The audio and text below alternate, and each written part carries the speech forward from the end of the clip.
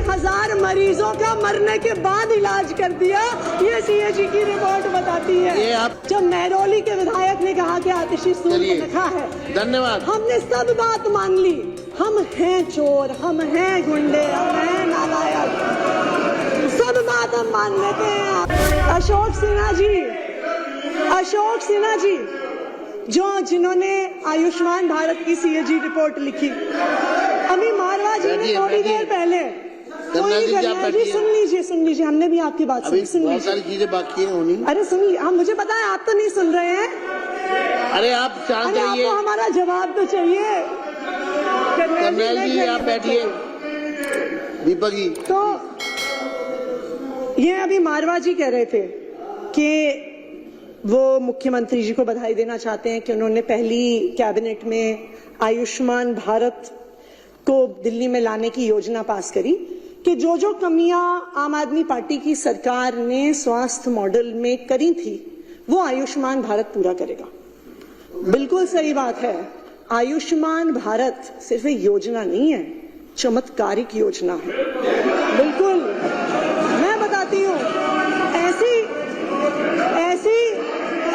चमत्कारिक योजना है, ऐसी चमत्कार, बिल्कुल दीपक जी सुनिए, ऐसी चमत्कारिक योजना है। बैठिए।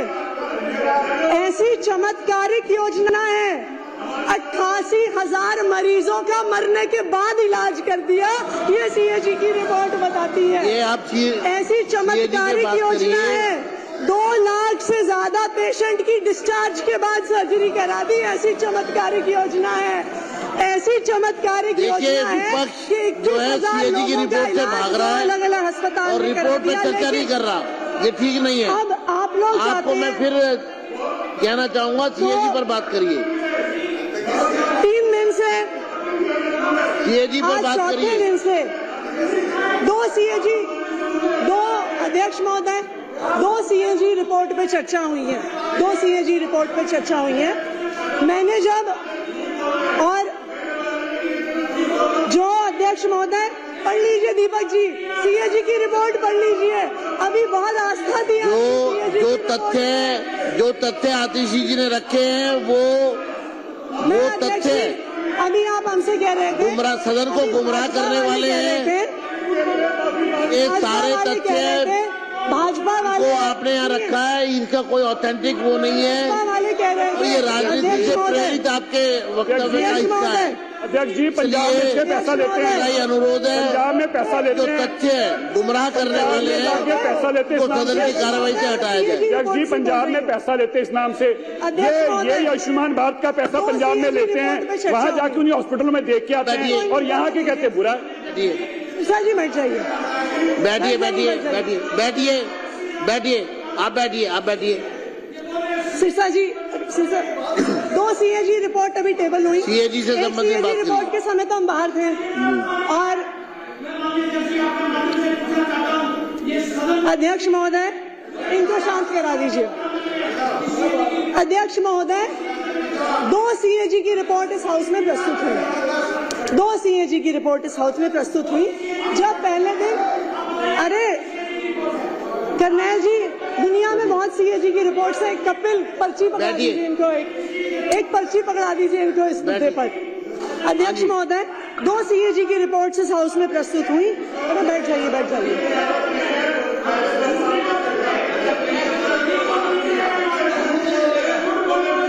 आप बैठिए।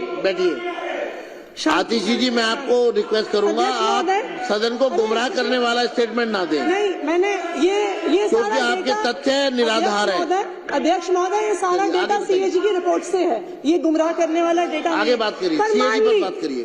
पिछले 3 दिन तो अध्यक्ष महोदय ने हमें बाहर सड़क पे रखा, आज हम हाउस में हैं, लेकिन अच्छी बात क्या है कि जो रिपोर्ट, जो सदन की प्रोसीडिंग है, वो यूट्यूब पर भी आती है। तो हम यूट्यूब पर भी देख रहे थे कि क्या चर्चा हो रही है, तो मैंने गिनती करी थी, हो सकता है वो गिनती गलत हो सकती है, लेकिन सीएजी की पहली रिपोर्ट जो प्रस्तुत हुई, एलजी साहब का अभिभाषण, और आज तो सीएजी की दूसरी रिपोर्ट प्रस्तुत हुई है।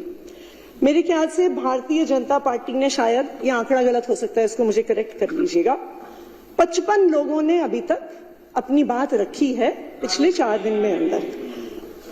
और क्या बात रखी? अध्यक्ष महोदय ने मुझे एक चिट्ठी लिखी थी कि सदन की गरिमा बनाए रखने की जरूरत है, कि गरिमा सदन में होनी चाहिए। मैं यही उम्मीद करती हूं कि जब आपके ही एक सदस्य ने यहाँ पर कहा था, जब यहाँ पर आपके आपके पास नहीं अध्यक्ष जी, आप मुझे बात पूरी करने दीजिए। अध्यक्ष जी, आप मुझे बात पूरी कंक्लूड करिए ना। आप सीएजी पर बात करिए, सीएजी पे बात करिए। मैंने सब बात मान ली। आपने कहा भारतीय जनता पार्टी वाले कह रहे हैं जी कि आम आदमी पार्टी वाले चोर हैं, गुंडे हैं, लुटेरे हैं, पापी हैं, नालायक हैं, घमंडी हैं, कातिल हैं, डरपोक हैं, हत्यारे हैं, नालायक हैं। और मुझे लगता है इतनी गरिमापूर्ण बात जो आज है नहीं आपके विधायक जी, वो क्या नाम है उनका, सीएजी पर नहीं बोल रहे आप, महरौली वाले विधायक जी ने कहा, और मुझे उम्मीद है मुद्दों पर बात करिए ना। आपको सदन की गरिमा का तब भी ध्यान रहा होगा जब महरौली के विधायक ने कहा कि आतिशी सूद में लिखा है। धन्यवाद। हमने सब बात मान ली। हम हैं चोर, हम हैं गुंडे, हम हैं नालायक, सब बात हम मान लेते हैं आपकी, ठीक है जी। लेकिन दिल्ली के लोगों ने आपको चुन के भेजा काम करने के लिए, गाली देने के लिए नहीं। दिल्ली के लोगों ने आपको चुन के भेजा कि आप उनको काम करके दिखाइए। मेरा आपसे अनुरोध है, सीएजी पर बात करिए। इस सदन में पर बोलने के लिए आपके पास कुछ नहीं है। आम आदमी पार्टी को गाली दो, अरविंद केजरीवाल को गाली दो, आतिशी को गाली दो। मेरा रेखा गुप्ता जी से अनुरोध है, रेखा गुप्ता जी से मेरा एक अनुरोध है।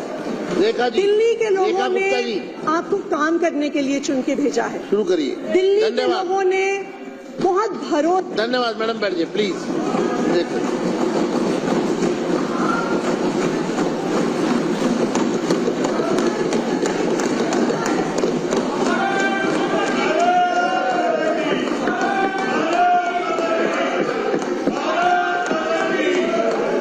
शांत हो जाए, सभी लोग शांत हो जाए। रेखा जी शुरू करेंगी,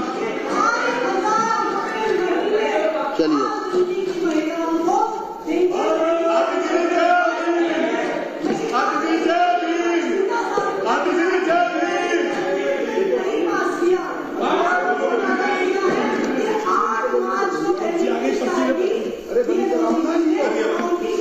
आप अपनी सीट पे बैठिए। संजीव जी, आप अपनी सीट पे जाइए। जितनी मर्जी स्लिप वहां से भी भेज सकते हो आप।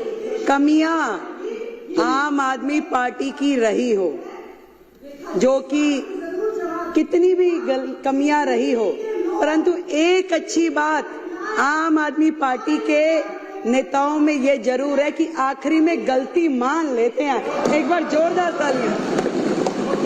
आज स्वयं आतिशी बहन ने कहा कि हम बाकी सारी चीजें जो उन्होंने एक्सेप्ट करी, आप सबने जो कही, बहुत बढ़िया बात है। और इसी प्रकार केजरीवाल जी ने स्वयं माना कि मैं यमुना साफ नहीं कर पाया, मैं पानी नहीं दे पाया, मैं गलती मानता हूँ, मुझे और समय दे दिया जाए। ये बहुत अच्छी बात है कि आखिरी में आकर के अपनी गलती मान लेना भी एक गलती का सुधार है। अध्यक्ष जी, मैं तो केवल इतनी बात कहूंगी कि आतिशी बहन, हमारी इस सरकार में मेरे अलावा 4 बहनें हैं। मुझे चिंता होती है आतिशी जी की, बहन है हमारी, कि आतिशी जी आप केजरीवाल साहब का इतना साइड ना लीजिए, और आपसे कहना चाहूंगी कि तू इधर उधर की ना बात कर, ये बता कि काफिला कैसे लुटा। और आज केजरीवाल जी आपको यहाँ फंसा के न जाने कौन से बिल में घुस गए हैं। जब वो स्वाति मालीवाल को अपने घर में बुला करके उसके साथ दुर्व्यवहार कर सकते हैं, तो आतिशी जी आप भी कोई दूर नहीं है, कल को आपके लिए भी कोई घटना दुर्घटना ना हो, इस बात की मुझे चिंता है। जब स्वाति मालीवाल के साथ कुछ हो सकता है, उसको घर में बुला के राज्यसभा सांसद को, आतिशी जी आप हमारी बहन है, मुझे चिंता है आपकी, आपको ध्यान रखना चाहिए। बैठिए, मुझे कार्रवाई, मैं चेतावनी देता हूँ विपक्ष को। अध्यक्ष जी, सीएजी की चर्चा पर, अध्यक्ष जी, सीएजी की रिपोर्ट पर अब मेरी बारी में ये लोग ऐसे बोलेंगे और मुख्यमंत्री जी को रखनी चाहिए, करने दीजिए। थोड़ी सभ्यता रखें, आप साथी हो हमारे, थोड़ी सभ्यता रखें। बात ये भी नहीं है कि अस्पताल में हेल्थ विभाग के द्वारा जो बजट दिया गया वो उपयोग हुआ कि नहीं। बात ये भी नहीं है कि कितने बेडों की जरूरत थी और कितने मिले। बात ये भी नहीं है कि दवाइयाँ जो चाहिए थी जनता को वो दी नहीं गई। बात ये है कि जो दिल्ली के लाखों लोग इनके अस्पतालों की वजह से धक्के खाते खाते दुखी हुए, उसके जिम्मेवार ये आम आदमी पार्टी के लोग हैं। आप सीएजी से मत भागिए, बैठिए। आएंगे आएंगे आएंगे आएंगे, चिंता मत कीजिए, बिल्कुल आएंगे। अभी आप सुनने का मादा रखिए। अभी ये देखिए ये लोग क्या करते हैं, जब इन्हें पता है कि अब इनकी और उंगली है। आपकी मैडम का उसमें नाम है क्या? आपकी मैडम का नाम है क्या? मार्शल जनरल सिंह जी को बाहर ले जाए। चलो चलो।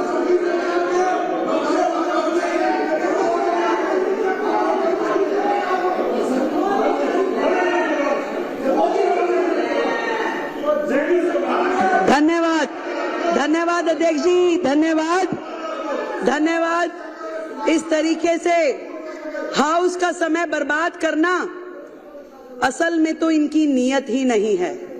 इन्हें मालूम है कि ये जो रिपोर्ट, अभी तो केवल मात्र 2 रिपोर्ट सदन पटल पे लाई गई हैं, तो इनके होश उड़ गए हैं। पूरे के पूरे अखबार, पूरा मीडिया, पूरे चैनल्स रोजाना सुबह से शाम तक इनके काले चिट्ठे खोलते हैं और ये सोच रहे हैं कि बाकी की 12 आ जाएगी तो इनका क्या हाल होगा, क्योंकि ये पूरी तरीके से सर तक भ्रष्टाचार में डूबे हुए हैं। केवल ध्यान डाइवर्ट करने के लिए अलग अलग प्रकार के मुद्दे लेकर के आते हैं। मैं आपको अध्यक्ष जी बताना चाह रही थी कि सिर्फ ये विषय नहीं है कि जो अस्पताल में बजट कम यूज हुआ, कोविड के समय बजट कम यूज हुआ, कम बिस्तरों का उपलब्ध कराए गए। बात यह है कि उस समय के दौरान जो लाखों लोगों ने तकलीफें सही, जो मरीजों के दिल पे गुजरी, जो पूरी तरीके से अस्त व्यवस्था देख करके डॉक्टरों के मन पे गुजर रही होगी, वहां के स्टाफ पे गुजर रही होगी, जो परिवार जानों के साथ घटनाएं घट रही होंगी, आज उसको सोचिए तो दिल दहल जाता है। शर्म आनी चाहिए उनके माननीय विधायक को कि जब अशोक गोयल जी कोविड की चर्चा कर रहे थे, परिवारजनों के मरने की बात कह रहे थे, शमशान घाट पे जगह नहीं मिल रही, ये बातें कह रहे थे, तो वो विधायक मुंह खोल के जो हंस रहे थे। शर्म आनी चाहिए। मैं आज इस सदन के माध्यम से ये पूरा का पूरा दिल्ली सरकार का स्वास्थ्य विभाग और दिल्ली सरकार के अस्पताल स्वयं बीमार हैं, खुद ही बीमार हैं। इसको इलाज की जरूरत है। पहले एक एक उनका डिपार्टमेंट, एक एक चीज, डॉक्टर बेबस है, पूरी व्यवस्था बेबस है। आपदा के पिछले ये 10 साल स्वास्थ्य के नाम पे केवल भ्रष्टाचार हुआ है अध्यक्ष जी, केवल भ्रष्टाचार। केवल वो मुद्दे नहीं है जो इस सीएजी की रिपोर्ट में है। बात यही खत्म हो जाती तो और बात थी, बात तो अभी शुरू हुई है। अभी तो इनके काले कारनामे खुलने शुरू हुए हैं। आज जब मैं अधिकारियों के साथ बैठी और मैंने उनसे पूछा कि बताइए भाई क्या है, तो मुझे ये समझ में आई कि मरीजों को नकली दवाइयां और नकली मरीजों को असली पेमेंट की गई। उनके नाम पे असली पेमेंट की गई और मोहल्ला क्लिनिक की तो जो हालत है, मोहल्ला क्लिनिक की तो ये हालत थी जहां मरीज भी नकली, जहां पे टेस्ट भी नकली, जहां दवाइयां भी नकली, परंतु एक चीज असली रही, पेमेंट असली। पेमेंट असली हुई है, बाकी सब कुछ नकली। कितने मरीज आते हैं, अस्पताल बंद में भी पेमेंट हो जाती है।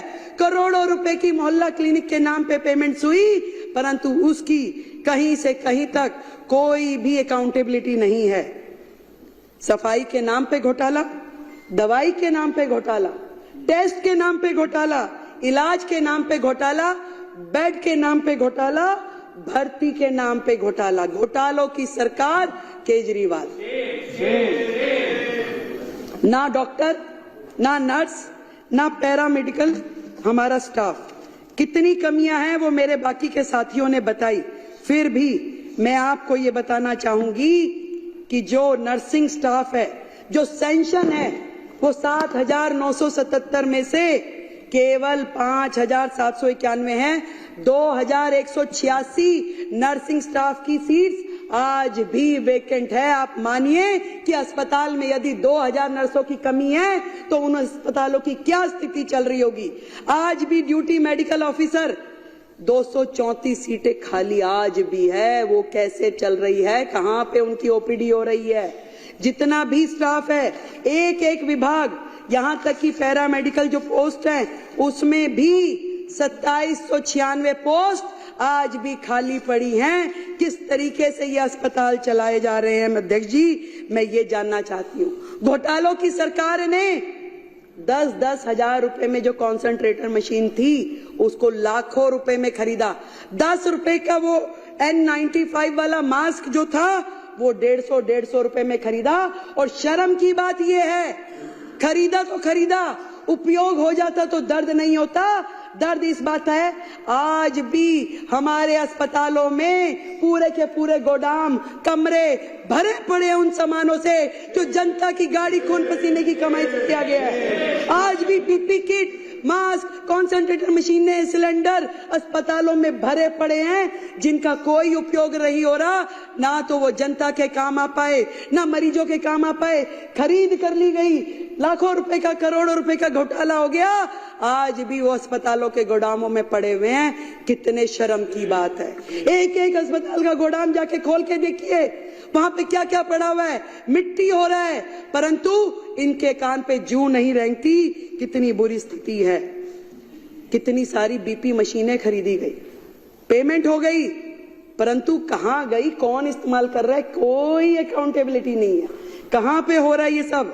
ICU, CCU, operation theatre, MRI, सारी की सारी मशीनें, कोई रेट फिक्स नहीं है, कोई दर नहीं, कहां किस तरीके से खरीद हो रही है, कोई पूछने वाला नहीं था।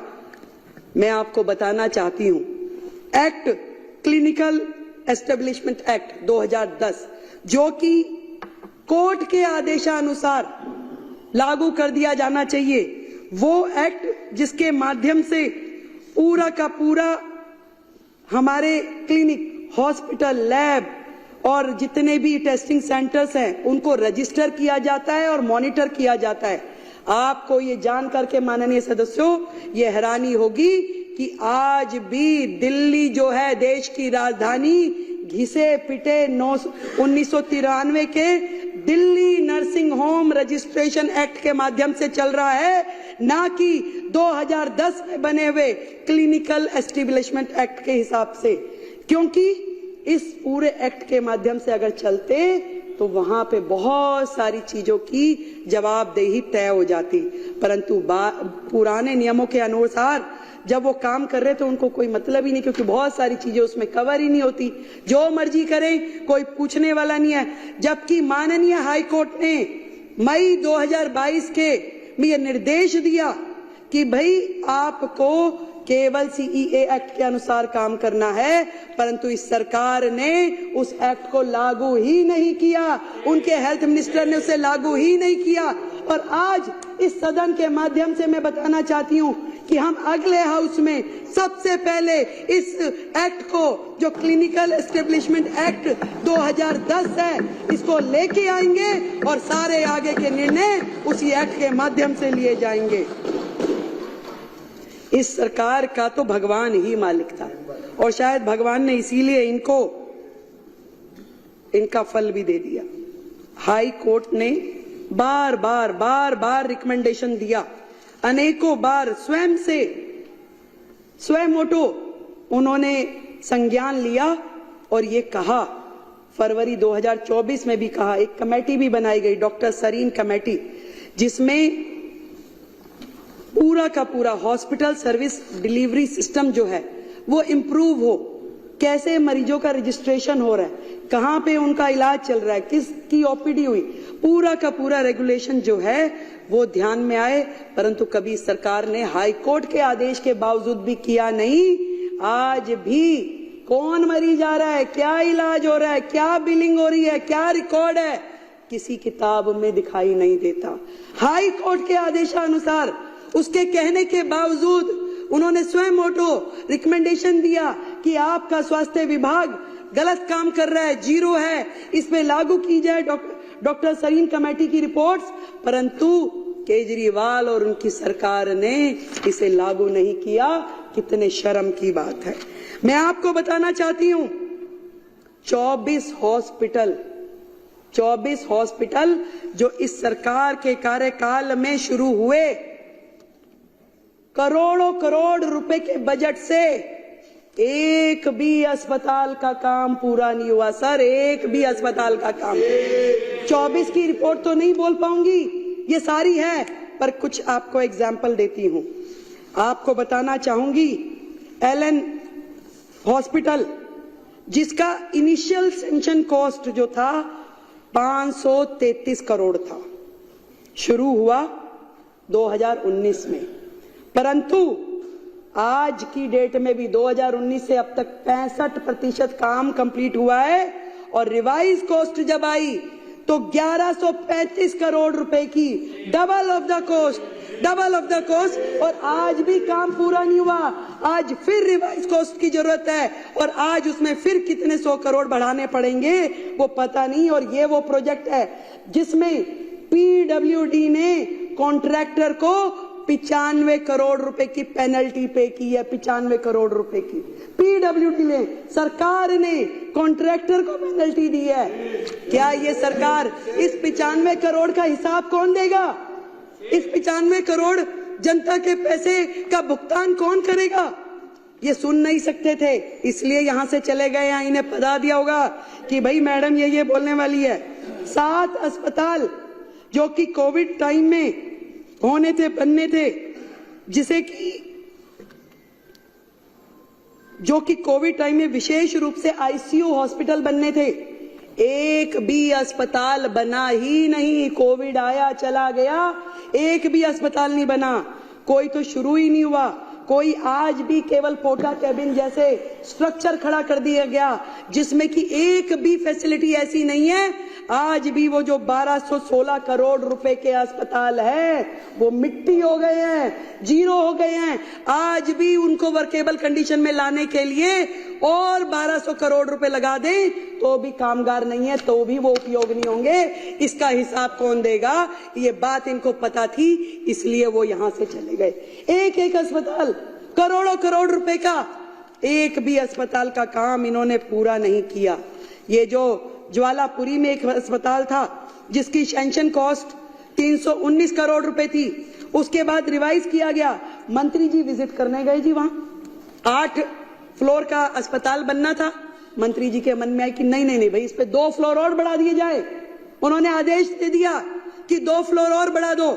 ना वो 2 बने ना वो 8 हुए। पूरे के पूरे अस्पताल ऐसे 2 अस्पतालों में उन्होंने किया, मादीपुर में और ज्वालापुरी में, और दोनों अस्पताल आज भी पेंडिंग है। एक की कॉस्टिंग जो थी 319 करोड़, दूसरे की 320 करोड़, जिन पे आज तक एक्सपेंडिचर भी हो चुका है। एक पे 247 करोड़ और दूसरे पे 252 करोड़, पर उसकी वैल्यू मिट्टी हो गई, कुछ भी काम आने की स्थिति में नहीं है। मैंने अधिकारियों से पूछा कि बताइए भैया, ये 24 अस्पतालों को कैसे वर्केबल कंडीशन में लेके आएंगे, क्या करेंगे? वो कह रहे मैडम इतना अनप्लैंड वे में काम होता था, किसी को यही नहीं पता था कि अस्पताल है तो उसमें क्या क्या चीज की आवश्यकता है। वहां पे मोर्चरी होनी चाहिए, वहां पे आईसीयू होना चाहिए, वहां पे रिसेप्शन होनी चाहिए, कि वहां पे क्या होना चाहिए।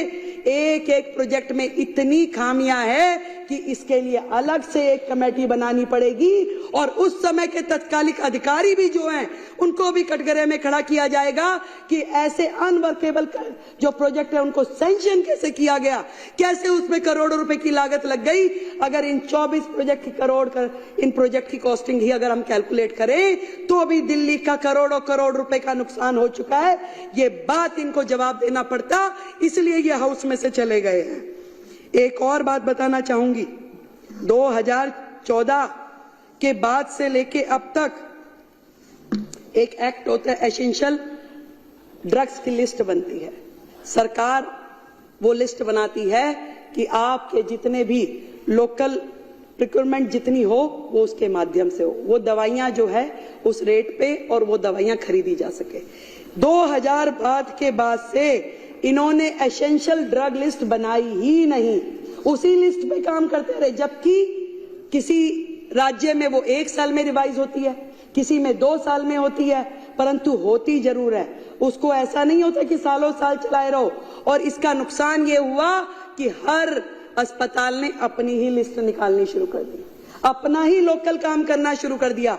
और उसमें आप सोचिए कि कितना घोटाला हुआ होगा, जो कि अभी सामने आना बाकी है, सामने आना बाकी है। कोई इनकी सेंट्रल परचेजिंग नहीं, हर अस्पताल को छूट है कि भैया अपना कीजिए जो आप करना चाहते हैं। हेल्थ और फैमिली वेलफेयर डिपार्टमेंट ने 15 प्लॉट डीडीए से खरीदे 684 लाख में। वो 15 प्लॉट खरीदे गए थे हॉस्पिटल बनाने के लिए, डिस्पेंसरी बनाने के लिए, परंतु दुख है मुझे एक भी साइट का उपयोग अभी तक हुआ नहीं है, वो जीरो है, वहीं पड़ा है। करोड़ों रुपए की जमीनें लेकर के उसे डंप कर दिया गया। अब इसके पीछे क्या षड्यंत्र था वो तो ये जाने या राम जी जाने, परंतु इस तरह के जितने मुद्दे हैं इससे ये पता चलता है। वो एक कहानी सुनाती हूँ छोटी सी, मुझे याद आ गई। सिद्धू जी अब हमारे यहाँ नहीं है, वो सुनाते थे, कह रहे जी एक दुकान पे कुछ पुलिस वाले आ गए और आ करके कह रहे कि चोरी हुई थी उस दुकान पे। तो पुलिस वालों ने पूछा कि भी बता चोरी हुई है, क्या क्या चोरी हुआ, कितना नुकसान हो गया। और वो पुलिस वाले बात करते जाएं और वहां पड़े हुए बादाम और काजू खाते जाएं, हाथ में मुट्ठी भरी खाते खाते बात करते रहे कि बताओ भाई और क्या क्या हुआ, कितना नुकसान हुआ। कह रहे सर नुकसान तो अभी चल ही रहा है, पूरा हुआ कहाँ है। तो नुकसान तो अभी चल ही रहा है, अभी पता नहीं चला कि कितना नुकसान और है जिसकी परतें अभी खुलनी बाकी है। ये बात करते हैं कि महिलाओं को 2500 रुपए कब देंगे। करोड़ों करोड़ रुपए के कर्जे में डूबी हुई इस दिल्ली सरकार की हालत इन्होंने जिस प्रकार से छोड़ी है, ये हमसे इनकी औकात नहीं है। हमसे पूछे कि ये 2500 रुपए हम कब देंगे, हमारा वायदा है हम जरूर देंगे, पर इनकी हैसियत नहीं है कि वो हमसे पूछे कि हम ये 2500 रुपए कब देंगे। मैं आपको ये कहना चाहती हूँ, चोर चोरी से जाए ऐसा हो नहीं सकता। ये चोरी की जो आदत है इनकी लगातार जिस तरीके से चल रही है, बच्चों के स्कूल के क्लासरूम में चोरी, सड़कें बनाने में चोरी, इलाज में चोरी, ठेकों में चोरी, शराब तक में चोरी, जितने भी काम है प्रदूषण में, यमुना सफाई में, सब में चोरी। चोरी यहीं रुक जाती तो शायद पता चलता, पर उससे बड़ी चोरी एक और बताती हूँ। यहां तक कि दिल्ली सरकार के सोशल मीडिया हैंडल्स की भी चोरी। दिल्ली सरकार के social media handle, CMO Delhi के ये अकाउंट माननीय केजरीवाल जी ने तुरंत जैसे ही सरकार बदली, केजरीवाल एट वर्क करके अपने हैंडल में तब्दील कर लिया। क्या ये उनकी प्रॉपर्टी है? ये दिल्ली सरकार की प्रॉपर्टी है। ये आतिशी जी का ये अकाउंट, ये भी आज तक इन्होंने वापस नहीं किया। चाहे इंस्टाग्राम हो, चाहे फेसबुक, चाहे ट्विटर, एक भी अकाउंट ये इन्होंने वापस नहीं किया। हमने इनकी कंप्लेंट दर्ज कराई है। जो सोशल मीडिया अकाउंट की भी चोरी करके ले गए, उनसे आप क्या उम्मीद करोगे कि वो और क्या छोड़ के जाएंगे। अध्यक्ष जी, इतना कहना चाहूंगी, 10 साल दिल्ली बेहाल, 10 साल दिल्ली बेहाल, कर गए कमाल, कर गए कमाल। नोटंकी, भ्रष्टाचार, चाल पे चाल, वाह रे केजरीवाल, वाह रे केजरीवाल। इस बुरी स्थिति में दिल्ली को पहुंचाने के बाद भी, कहते हैं ना, एक तो चोरी, ऊपर से सीना चोरी। ये लोग यहां खड़ के कुछ बोलने की हैसियत में नहीं है अध्यक्ष जी। ये हमारी और उंगली उठाने के से पहले ये देखे कि जो उंगलियां इनकी तरफ है उसका जवाब तय करके आए। आज जिन परिस्थितियों में हमें दिल्ली सरकार मिली है, हम अपनी पूरी मेहनत के साथ में काम कर रहे हैं। एक एक विभाग जिस तरीके से कर्जे में डूबा है, जो उसकी हालत है, सबको समझने में, सबको उठाने में न जाने हमें कितना वक्त लग जाएगा।